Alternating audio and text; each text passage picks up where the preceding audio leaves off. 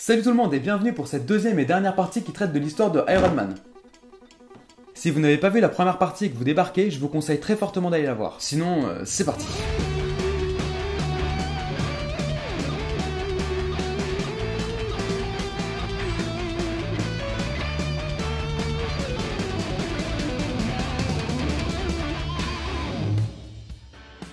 Tony décida de ne plus faire confiance à personne pour l'usage de sa technologie et décida, en les attaquant, de reprendre ses armures confiées à certaines personnes comme les gardes de la voûte, une prison pour criminels ayant des super pouvoirs.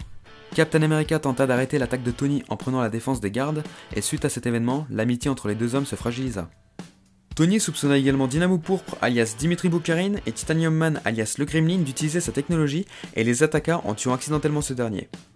Devenu hors-la-loi international, Iron Man fut expulsé des Avengers. Tony décida alors de simuler la mort de Iron Man face à Firepower, envoyé par l'armée américaine pour l'arrêter. Tony se construisit une nouvelle armure et proclama officiellement que la société avait recruté un nouvel Iron Man qui rejoignit les Avengers. Mais ces derniers n'étaient pas dupes et comprit la supercherie de Tony, qui reconnut plus tard devant les Vengeurs qu'il était bel et bien Tony Stark. Alors que les affaires de Tony continuèrent de prospérer, il récupéra les actifs de Stane International des mains de son dernier propriétaire Justin Hammer, tout en enchaînant les relations amoureuses avec Brie Daniel, Kathleen Dare ou encore avec Ray Lacoste. Mais plus tard, Tony ne réalisa pas que Kathleen Dare le suivait et le harcelait jusqu'à lui tirer dessus. Tony eut la colonne vertébrale endommagée et était devenu paraplégique. Tony utilisa un fauteuil roulant, puis ensuite modifia son armure pour qu'il puisse avoir pleine mobilité en la portant, jusqu'au jour où il apprit l'existence d'une biopuce qui serait capable de le soigner. Il risqua sa vie en se la faisant implanter, réapprenant bientôt à marcher. Mais la biopuce attira l'attention des adversaires commerciaux de Tony, et l'un d'eux réussit même à le pirater. Il lui abîma le corps au point qu'il eut du mal à se déplacer et que sa vie soit mise en danger. Tony succomba à une défaillance complète de son système nerveux, il semblait mourir sur la table d'opération. Dans ses dernières volontés, il faisait de Rod le nouveau PDG de Stark Enterprise et lui laissait la dernière armure qu'il avait créée, War Machine, pour qu'il maintienne l'héritage de Iron Man. Rod respecta les désirs de son ami, convaincu du décès de celui-ci. Cependant, en réalité, Tony s'était arrangé pour se mettre dans une cuve cryogénique, tandis que ses médecins redessinaient le système nerveux de son corps et ainsi le reconstruire entièrement. Une fois qu'il fut réanimé, Tony découvrit qu'il devait réapprendre les gestes les plus simples, mais ses sens par contre étaient plus affûtés que jamais.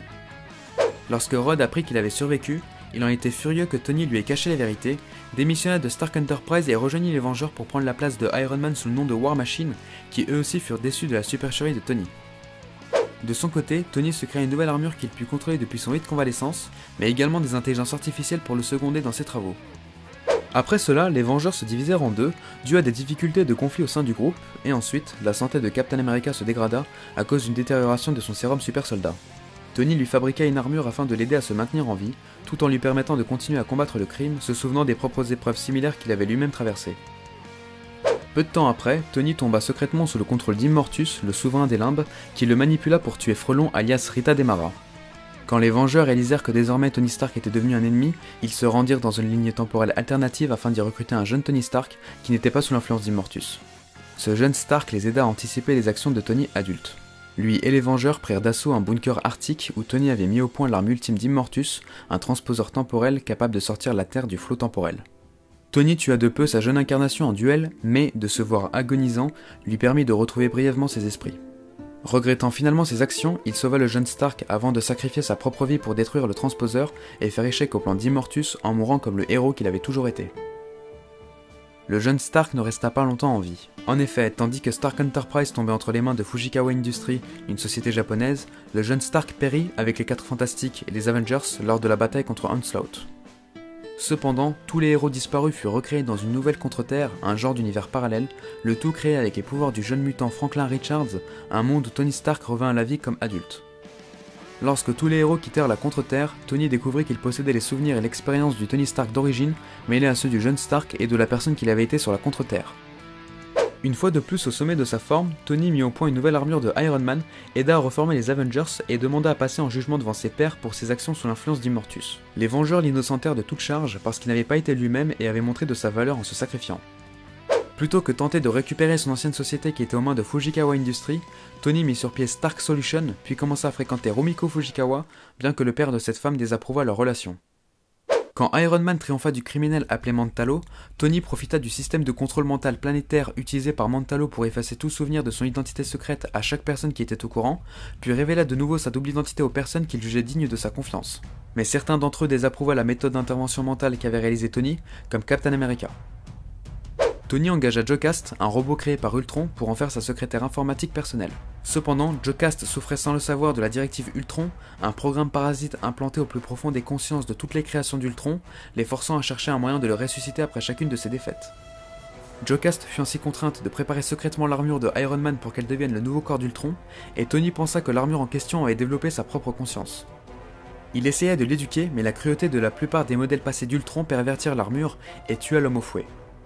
Mais pourtant, Tony fut victime d'une crise cardiaque et l'armure n'hésita pas à se sacrifier pour le sauver en implantant son cœur robotique dans le thorax de Tony pour ensuite se désactiver volontairement.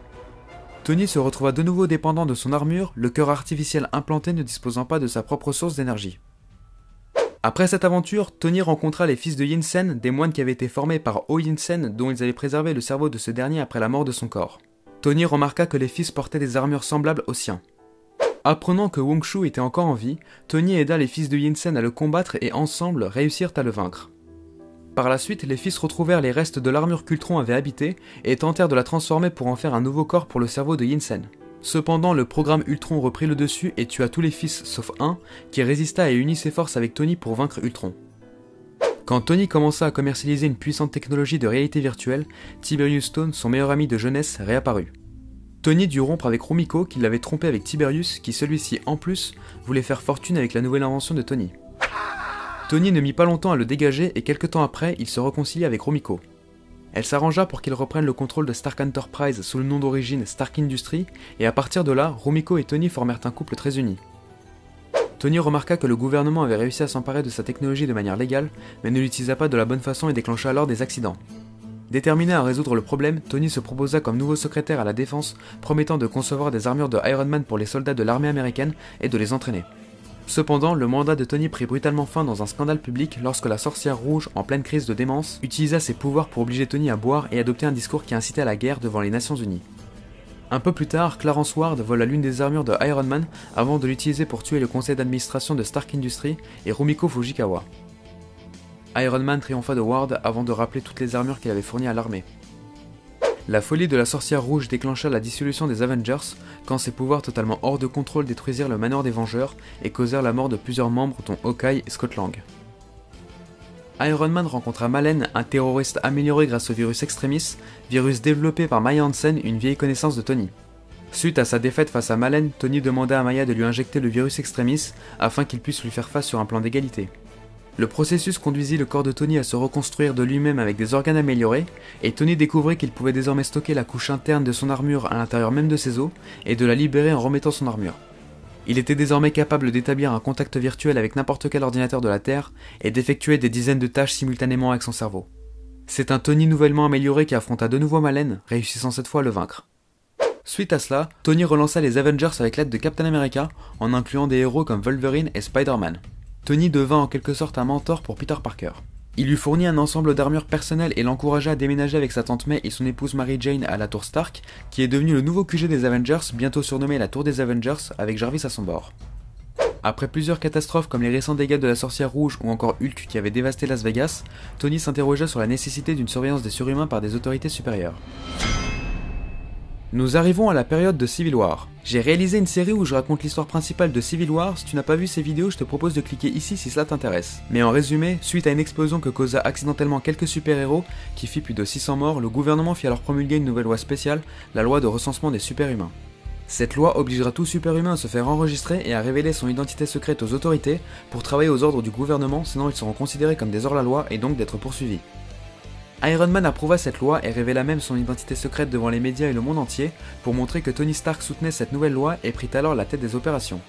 Cependant, Captain America était en désaccord avec Tony et prit la tête d'un mouvement clandestin de résistance à la nouvelle loi, une décision qui provoqua la division des Avengers. Tony travailla principalement avec Hank Pym, Monsieur Fantastique et Spider-Man, mais suite à un affrontement entre les deux camps, Goliath alias Bill Foster trouva la mort et Spider-Man finit par rejoindre la résistance. Afin de combattre les forces de Captain America, Tony forma une alliance avec les Thunderbolts du baron Helmut Zemo, les obligeant à entrer au service du gouvernement en échange d'une peine réduite. Suite à de longs affrontements entre les deux équipes, Captain America se rendit aux autorités après avoir réalisé l'ampleur des dégâts, que lui et son équipe avaient été trop loin et que ce sont les citoyens qui sont supposés protéger qui sont les victimes de cette guerre civile. Mais après cela, Captain Rogers se fit assassiner par des agents de Crâne Rouge alors qu'il était conduit au tribunal, à la consternation d'Iron Man. Le conflit entre surhumains quasiment achevé, Tony Stark fut nommé directeur du SHIELD. Suite à cette guerre civile, les États-Unis fondèrent le projet Initiative des 50 États, une idée développée par Monsieur Fantastique et Tony Stark, qui consiste à développer une équipe de surhumains dans chaque État pour assurer la protection du pays. Après le ravage qu'avait engendré Hulk à Las Vegas, les Illuminati l'avaient exilé sur une autre planète. Lorsque Hulk revint sur Terre à New York, il exigea la réédition sans condition des Illuminati. Tony réussit à le battre, avec beaucoup de mal, grâce à son armure Hulkbuster. Bientôt, Tony découvrit que les Skrulls avaient secrètement envahi la Terre en s'infiltrant à peu près partout, même au sein des Illuminati. Suite à cette découverte aux yeux de tous, la reine de ces extraterrestres lança l'invasion de la Terre. Étonnamment, Tony avait eu du mal à repousser les Skrulls et ce fut le criminel Norman Osborn qui tua lui-même la reine, faisant de lui un héros planétaire aux yeux du grand public, une situation dont il profita. Tony s'en voulait de ne pas avoir assuré dans cette guerre. Le SHIELD fut démantelé et Osborn nommé à la direction du Hammer, une nouvelle agence succédant au SHIELD. Osborn exigea que Tony lui livre l'ensemble des données enregistrées dans le cadre de la loi de recensement afin de disposer de toutes les identités secrètes des super-héros. Tony refusa et téléchargea la seule copie de ces informations dans son propre cerveau. Réussissant à échapper à son arrestation ordonnée par Osborn, Tony effaça progressivement son esprit pour protéger les héros enregistrés. Fuyant à travers le monde, Tony reçut l'aide de Maria Hill qui l'avait envoyé récupérer un disque dur contenant une sauvegarde de son propre esprit, et de Pepper à laquelle il confia Stark Industries, la dotant à son tour de sa propre armure gérée par l'intelligence artificielle appelée Jarvis. Peu après, Tony fut attaqué à Dubaï par Osborn revêtu de l'armure de Iron Patriot. Tony était quasiment décérébré, tandis que leur duel était retransmis à la télévision, Osborn ne put le tuer au risque de revoir une mauvaise image de lui-même, il le ramena vivant aux États-Unis. Tony avait été confié à la garde du docteur Donald Blake, qui était en réalité Thor, un vieil ami de Iron Man. Il avait laissé des instructions permettant à ses principaux amis de restaurer son esprit et de le sortir de son coma. Tony fut remis sur pied à temps pour rejoindre les Avengers lors d'un siège qu'avait organisé Osborn contre Asgard pour l'en empêcher et ainsi le vaincre. Après la chute d'Osborn, Tony se créa une nouvelle société du nom de Stark Resilient dans le but de fournir une énergie propre et gratuite au monde entier. Plus tard, Hood alias Parker Robbins réussit à voler la quasi-totalité des gemmes de l'infini aux mains des Illuminati. C'est quand il rechercha les dernières gemmes qu'il tomba contre les Avengers. Tony, qui avait en main le gant de l'infini avec une gemme, réussit à le vaincre avant de redisperser les pierres avec l'aide des Illuminati. Suite à cela, le frère oublié d'Odin Cul de Serpent arriva sur Terre avec son armée et déclara la guerre. Pendant la bataille, Iron Man fut vaincu par la gargouille grise et suite à cela, Odin, le souverain d'Asgard, proposa à Tony ainsi qu'à d'autres super-héros venus se battre contre Cul de Serpent d'améliorer leur pouvoir. Tony se retrouva avec une nouvelle armure, un Iron Man amélioré par la magie asgardienne et tous réussirent à triompher de Cul de Serpent. Pendant ce temps, le mandarin forma une alliance avec Ezekiel Stane, le fils d'Obadiah Stane, pour attaquer Tony, mais au final, Ezekiel se retourna contre le mandarin et rejoignit Iron Man. Tous deux réussirent à vaincre le mandarin, qui fut tué par Ezekiel. Souhaitant faire un point sur sa vie, Tony décida de partir pour l'espace pendant quelques temps et intégra les Gardiens de la Galaxie. Durant son séjour dans l'espace, Tony rencontra un déserteur rigélien, l'enregistreur 451. Celui-ci lui révéla qu'il avait autrefois conclu un accord avec Howard Stark pour assurer la naissance de Tony, qui souffrait d'une malformation durant la grossesse de sa mère. L'enregistreur expliqua avoir modifié génétiquement Tony, augmentant son intelligence et l'adoptant pour faire de lui le pilote d'une gigantesque armure, le God Killer, destiné à être la défense ultime de la Terre. L'enregistreur obligea Tony à prendre les commandes de God Killer, mais il se révéla incapable de le piloter. Suite à cet échec, l'enregistreur décida de tuer Tony, mais ce dernier réussit à s'échapper de justesse en désactivant l'enregistreur 451.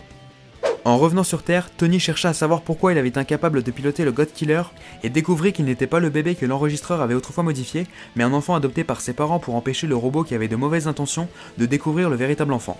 Tony retrouva la trace de son frère par adoption, Arno Stark qui ne courait plus aucun risque, et ensemble, les deux frères Stark décidèrent d'unir leur génie inventif pour construire un monde meilleur. Voilà les potes, c'est la fin de cette histoire, j'espère que je vous ai pas trop perdu. Bien sûr, il y a encore beaucoup de choses à raconter à propos de Iron Man. Je vous ai simplement résumé en gros son histoire. Non, parce que sinon ça va durer sur 30 vidéos les gars. Si vous avez aimé cette vidéo, n'hésitez pas à laisser un petit pouce bleu et à la partager, ça me ferait extrêmement plaisir. Un grand merci d'avoir regardé la vidéo jusqu'ici. Moi je vous dis à très bientôt. Ciao!